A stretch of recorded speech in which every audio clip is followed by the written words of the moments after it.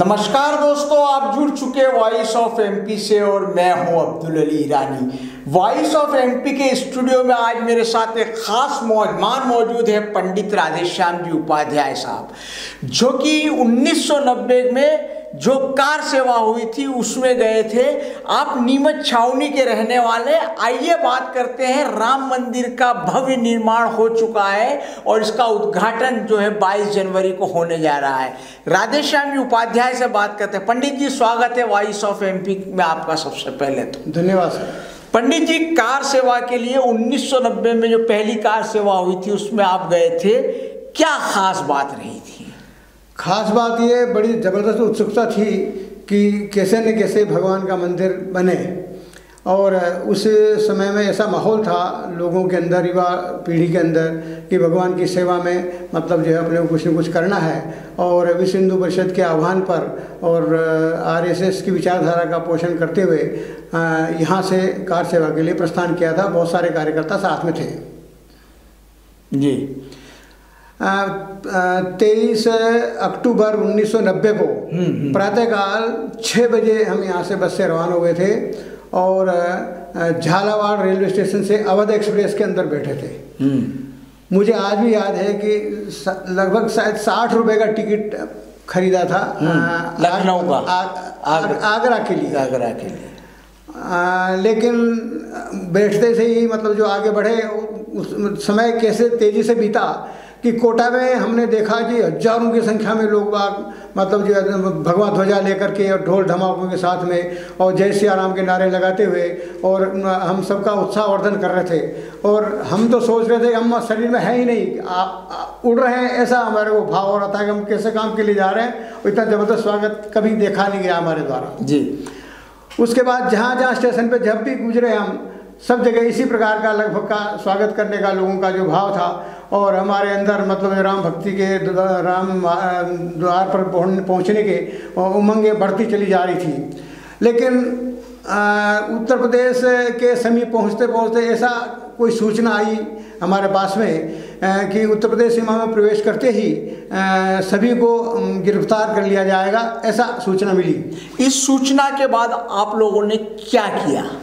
बड़ी गंभीर मंत्रणा हुई, बड़ा गहमा गहमी विचारों आपस में प्रश्नवाचक चिन्ह, एक दूसरे का चेहरा देखा और अंतर्गत यह निर्णय किया गया कि उत्तर प्रदेश सीमा के पहले जो भी स्टेशन आए और उसी स्टेशन पर उतर जाना चाहिए। और हमने इसी निर्णय के आधार पर रूपवास में मतलब जो रेलवे स्टेशन आया था उस पर उतर गए।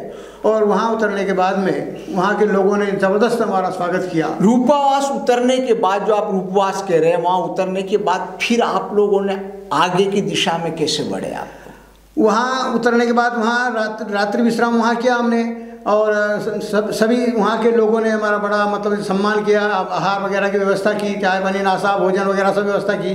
रात्रि विश्राम वहाँ पे किया और दूसरे दिन प्रातःकाल हम वहाँ से मतलब जो है प्रस्थान करते हैं। रेलवे की पटरी के सहारे मतलब जो है हम वहाँ से प्रस्थान करते हैं, ताकि रोड पे जो पुलिस की जो गाड़ियाँ आ रही हैं वो हमको न देख पाए।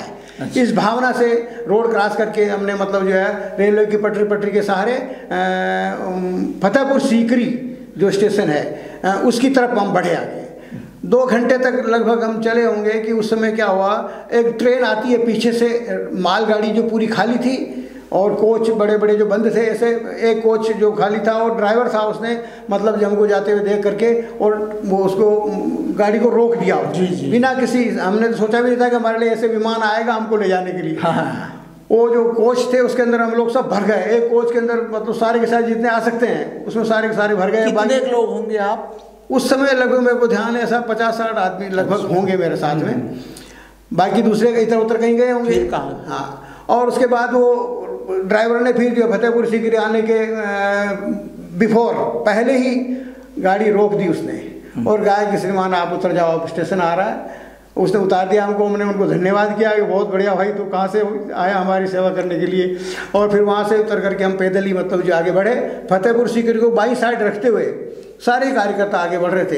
ऐसे रेलवे की पटरी की जब चल रहे थे तब एक अजीब वाकया मुझे याद आता है अभी भी, कि बाद में जो नीमच नगर पालिका अध्यक्ष बने श्री गट्टूलाल जी शर्मा साहब, वो हमारे साथ थे वो मजाक उड़ा रहे थे, बोले क्या भगवान ने मेरे साथ अन्याय किया है, छोटे छोटे पैर हैं और ये कंकरों पत्थरों में चलना पड़ रहा है, गिर पड़ रहा है, वजन भी भारी था और मेरे को वजन इतना दिया, ऐसे मजाक करते हुए चल रहे थे और भगवान का नाम लेते हुए जैसे आराम करते हुए तो चुपचाप जा रहे थे पटरी पे, मतलब मजाक हल्की चल रही थी, शोर नहीं करना, नहीं तो अन्यत्र मतलब जो रोड पे जो गाड़ियाँ जा रही हैं उनको पता चल जाएगा तो फिर गड़बड़ होने के चांस थे। तो वहाँ मालगाड़ी ने जब उतार दिया, उसके बाद हम फतेहपुर सीकरी को बाईं साइड रखते हुए आगे की ओर बढ़े और उसके पश्चात आगे की ओर बढ़े और उसके बाद जो रास्ता जैसे जैसे मिलता चला गया ऐसे ऐसे मतलब जो चले गए और वहाँ पर जाकर के एक जगह वोदला नाम का एक स्थान है, वोदला नाम का एक स्थान है। तो हम फिर लोग इधर उधर तितर बितर हो गए, हम 5-7-10 जने थे शायद, तो उनको उसने वोदला उसके जो था पुलिस स्टेशन उस पर हमको रोक लिया और कम से कम 3-4 घंटे हमको बैठा के रख दिया उसने वहाँ पे वोदला में। हाँ, इसके बाद आप लोगों को फिर छोड़ा? उसने छोड़ दिया। अरे मैंने कहा कागज उठा रखा है, बोले छोड़ दिया, चलो ठीक है, ठीक। तो फिर छोड़ा और उसके बाद में हम वहाँ से आके जा करके शायद वोदला से ही या कहीं वहीं से आसपास से कानपुर जाने के लिए हमने मतलब जो है बस का टिकट लिया, बस में बैठे और शायद 47 रुपये जो भी रहा, हाँ, कानपुर जाने का टिकट था वहाँ से। तो उसमें हमने लिया और उसमें मेरे साथ 8 आदमी थे, साथ में हम बैठे उसमें और वहाँ जा कर के आगे जाके हम पहुँचते हैं तो एक छलेसर नाम की एक पुलिस चौकी थी, रात का समय था, छलेसर नाम की पुलिस चौकी थी, उस पर हमको वहाँ पर रोक लिया, ज़बरदस्त चेकिंग थी, बहुत पुलिस की व्यवस्था थी वहाँ पर और उसने मतलब जो है हमको रोका और जाने नहीं दिया, आगे उतार लिया। वहाँ पर पूरा जंगल था, खाली एक चौकी स्पेशल बनाई गई थी जिस पे रहे हम। उसके बाद रात को ही हमको वहाँ से ले जा करके और एतमादपुर जो स्थान है कस्बा, वहाँ लेके चले गए, बड़ी जगह थी, थाना था, जगह ज़्यादा जगह थी वहाँ पे, वहाँ ले गए। रात्रि भर हमने वहाँ पे विश्राम किया। वहाँ नीमच के तो और भी जो है कार सेवक 2-4 थे और वहाँ पर वो एक ध्यान आता है मुझे कि वो कौन सा था, आग से मर रहे थे लोग बाग, आत्महत्या कर रहे थे, वो वीपी सिंह के टाइम क्या लफड़ा था वो, क्या मंडल कमंडल, हाँ मंडल कमंडल वाला मामला था। खून दान देने की बात आई तो मैंने कहा साहब वो ग्रुप मेरा है, मैं देना चाहता हूँ। इस बात पे विवाद हुआ थानेदार से, उन्होंने कहा कि नहीं आपको नहीं देंगे हम, आप हमारे संरक्षण। इसके बाद पंडित जी आप लोगों को जहाँ पे आप गए थे इस कार सेवा के दौरान, आखिर में आप लोगों को जेल वगैरह में भी रखा गया होगा, क्या हुआ?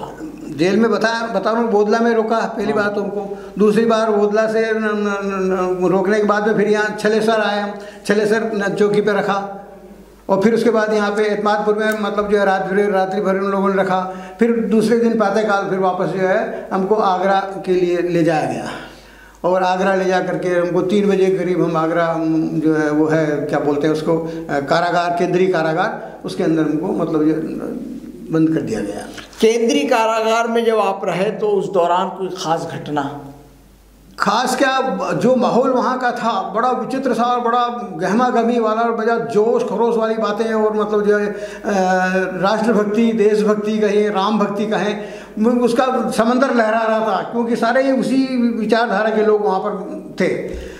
और वहाँ पर एक विशेष जो घटना हुई वो ये थी कि वहाँ पर भगवान की कृपा है कि मंदिर तो ये तो अब बन रहा है, लेकिन मुझे सौभाग्य इस बात का, भगवान का बड़ा आशीर्वाद मानता हूँ कि मेरे को वहाँ पर मंदिर बनाने का नेतृत्व करने का अवसर मिला। मैं चूँकि पुरोहित हूँ, पुरोहिती का काम करता हूँ, मंदिर स्थापना कराने का मेरा कर्म है और वर्तमान में भी मैं पुरोहित संघ का अध्यक्ष हूँ। यहाँ पर जेल में ही मंदिर बना दिया, जेल के अंदर ही मंदिर बना और वहाँ सब लोग राम के लिए पागल थे, सब लोग मिस्त्री थे, एक से एक कारीगर। हवन हुआ जिसके अंदर मतलब जो मेरे यजमान थे, एक वहाँ के जाटव करके विधायक थे, सपत्नी को बैठे, एक सांसद सोनी करके शायद सांसद थे, एक मेयर थे जो भी मतलब उस यज्ञ के अंदर मेरे यजमान बने थे और हजारों कार्यकर्ता तो वहाँ थे ही। और ये उधर ये एक साइड में मंदिर बन रहा है, सब लोग दीवारें जोड़ रहे हैं, कीचड़ में गीले हो रहे हैं, खराब हो रहे हैं, मंदिर बना रहे हैं, मूर्तियाँ बाहर से न जाने कैसे लाए भगवान जाने। और वहाँ मूर्तियाँ स्थापित हुई और स्थापित होने के बाद 5-10 मिनट में वहाँ बैठा हूँगा। उसी में मेरा एक पात्र रखते थे पानी पीने के लिए, थोड़ा साथ में जो रह गया था, तो मैंने कहा यार उसका क्या कहाँ देखूँ। फिर उठा वहाँ से, कुछ भेंट पूजे भी आई मेरे उसमें, फिर उठा मैं वहाँ से उसको ढूंढने गया तो जहाँ यज्ञ किया था उस यज्ञ पर कुछ भी अवशेष नहीं था, कुछ भी नहीं बचा, कुछ भी नहीं था वहाँ पर। मैंने जूते खोल करके देखा, मैंने कहा गर्मी तो होगी, यही था। गर्मी तो होगी। फिर मुझे आभास हुआ कि यहाँ जमीन गर्म है, यहाँ हवन कर किया था अपन ने, लेकिन वहाँ राख भी लोग जो है ऐसे करके और मस्तक के लगाने के लिए ले गए थे। वो अवशेष मतलब ढूंढना मुश्किल था वहाँ पे यहाँ हवन हुआ। अगर वो गर्मी ना होती तो पता नहीं चलता। आपके साथ उस समय जो वर्तमान में विधायक है दिलीप सिंह जी परिहार वगैरह, लक्ष्मी नारायण विश्वकर्मा वगैरह भी थे।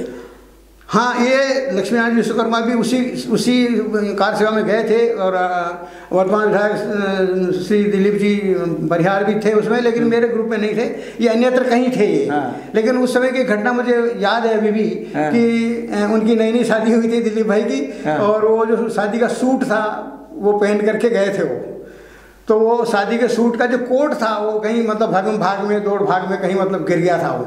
अभी तक याद है मुझे, याद आकर के मुस्कान आती चेहरे पे कि शादी का सूट बड़ी मुश्किल से कभी तो बनता है, वो भी खो गया था।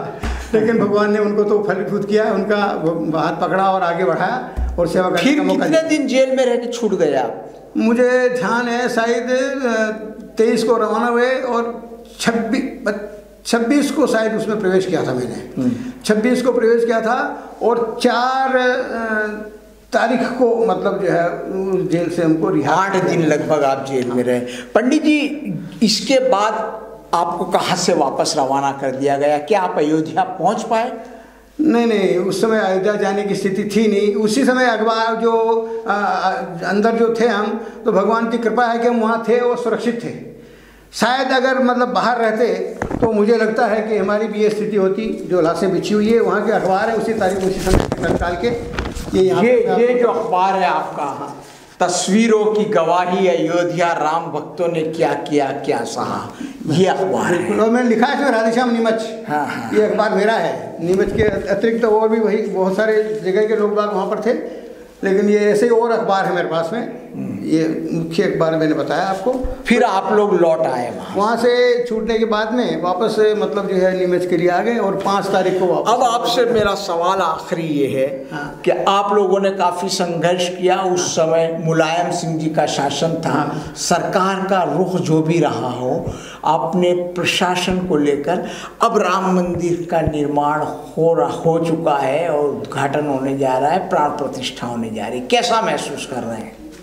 इसको शब्दों में बताना मुझे लगता है कि संभव नहीं है। कि जो हृदय में जो उमंगे थी और उस समय जो जय जय सिया राम और राम लला हम आएंगे, मंदिर वहीं बनाएंगे और ऐसे नारे जो लगाते थे, मुझे इस बात का गर्व है कि हमारी उस बातों का साक्षात फलीभूत होते हुए हमें देखने को मिल रहा है। वरना ऐसे कई लोग शहीद हो गए जो मंदिर के लिए, उनको इस मौके को देखने का अवसर नहीं मिला। और हृदय के अंदर इतने भाव जो है प्रसन्नता के छलक रहे हैं कि यदा दिन भर बार कई बार आंखों में आंसू आ जाते हैं कि क्या समय था, वो क्या समय था और आज क्या समय है। और मुझे लगता है कि ये जो सारी घटनाक्रम है, इसमें राजधर्म का पालन अगर ठीक से ढंग से किया जाता तो देश आज़ाद होते ही भगवान राम का मंदिर बनाया जा सकता था, जैसे कि सोमनाथ का मंदिर बना है। लेकिन हमारा दुर्भाग्य कहिए या शासन ने राष्ट्र धर्म का पालन नहीं किया। तत्कालीन शासन ने, व्यक्तिगत नाम लेना तो उचित नहीं है, लेकिन उसकी मैं समझता हूँ उसकी मतलब फेलियर इसको माना जाना चाहिए। वो चाहते तो पहले ही सब काम ये कर सकते थे।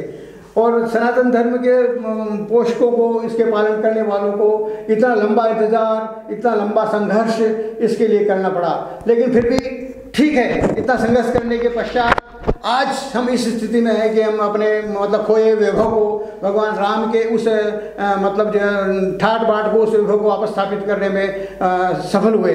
अगर आखिरी सवाल है पंडित जी मेरा, 2 शब्दों में चाहूँगा जवाब।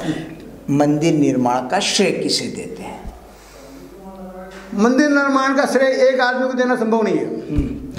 जितने न जाने कितने बार संत महात्मा युद्ध लड़े, कितने बार मतलब वहाँ पर मतलब इसके लिए संघर्ष करना पड़ा, कई लोग शहीद हुए। एक व्यक्ति को इसका मतलब जो लाभ देना सही न्यायोचित नहीं होगा।